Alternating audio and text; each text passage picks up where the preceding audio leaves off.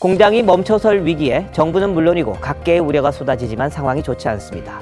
주주들까지 나서 노조를 압박하고 있습니다만 성장의 상징이 위태롭습니다. 위기감이 감도는 삼성전자 평택 캠퍼스 앞에 취재 기자가 나가 있습니다.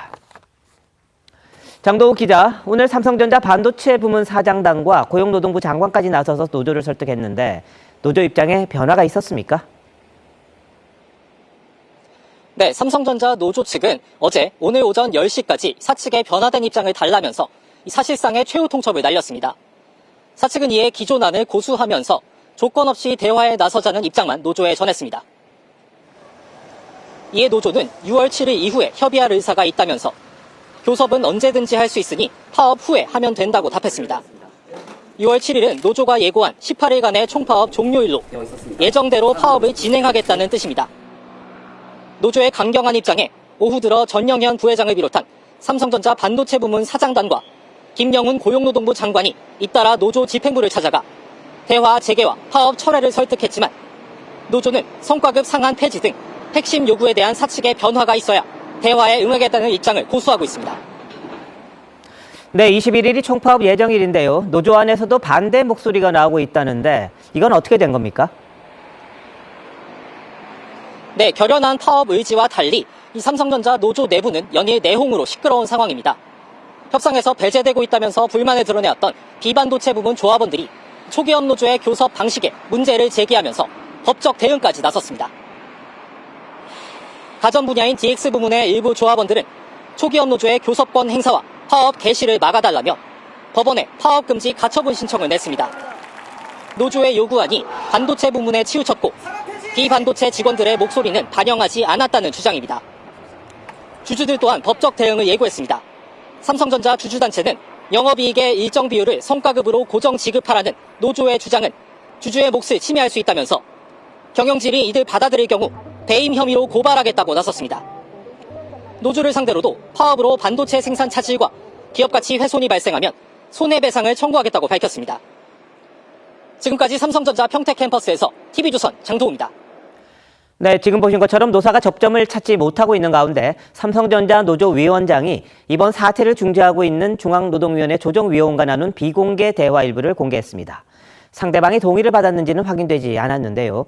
노조가 조합원 익명 게시판에 올린 내용을 보면 사측에 대한 강한 불신과 적대감이 드러나 있습니다. 윤우리 기자가 보도합니다. 삼성전자 노사의 2차 사후 조정이 열린 지난 12일.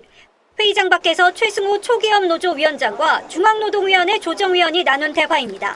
최 위원장은 사측 대표로 나온 교섭위원에 대해 강한 불신을 드러냅니다. 노사 타결했으면 좋겠다 해서 막상 만나보니까 또 10%의 특별포상 얘기하는 게 정상적인 거냐고요. 사측이 노조 측 요구사항을 전혀 반영하지 않은 채 기존안만 고집하고 있다는 불만입니다. 올해 실적 규모도 문제 삼았습니다. 김영로 부사장님이 반도체 하나도 모르고 지금 실적 규모 자체도 거짓말을 치고 있다니까요. 제가 말했잖아요. 올해 200조가 아니고 300조예요. 300조인데 지금 200조로 얘기하고 있잖아요.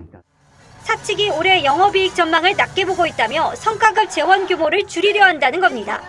최 위원장의 격앙된 반응에 중재위원이 쩔쩔매기도 합니다.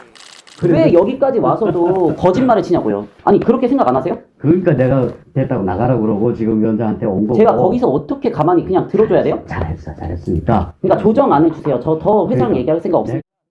최 위원장이 직접 녹음한 것으로 알려진 6분 30초 분량의 녹취는 노조원 익명 게시판에 최 위원장 명의로 공개됐습니다. 대화 상대인 조정위원회 동의가 있었는지는 확인되지 않았습니다. TV조선 윤우리입니다. 삼성전자 노사 갈등이 이제는 노동계와 정부 간 갈등으로도 번질 조짐입니다. 삼성전자가 양대 노총에 가입하지 않아 파업 사태에 관여하지 못했던 민노총이 긴급 조정권이 발동되면 투쟁에 나서겠다고 엄포를 놨습니다. 왜 이렇게 된 건지 오현주 기자가 전합니다. 이번 인근 협상을 주도하는 초기업 노조 삼성전자 지부는 2024년 출범 당시 상급 단체 없이 정치색을 배제하겠다고 밝혔습니다. 민주노총이나 한국노총 그 어느 쪽에도 속하지 않은 채 성과급과 임금 같은 실리 입슈에 집중했습니다. 그 결과 조합원은 7만 명을 넘겼습니다. 지금까지 노동단체들이 삼성노사 갈등에 전면적으로 나서지 않았던 것도 바로 이런 배경 때문입니다. 하지만 상황은 긴급 조정권이 거론되면서 달라졌습니다. 민주노총은 쟁의권 침해 시도에 단호히 맞서겠다고 밝혔고 민주노총 산하 금속노조도 긴급조정권이 발동되면 싸우겠다고 경고했습니다. 긴급조정권은 정부가 파업을 멈추게 할 수 있는 강제조정 절차인데 노동계는 삼성전자만의 문제가 아니라고 봅니다. 자동차와 조선 등 다른 산업의 파업권까지 제한하는 신호가 될 수 있다는 겁니다.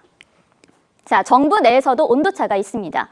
기업 출신의 산업부 장관은 긴급조정 불가피함을 말한 반면 민노총 위원장 출신인 노동부 장관은 대화가 우선이라는 입장을 이렇게 고수하고 있습니다. 자, 그렇다면 청와대 입장은 뭘까요?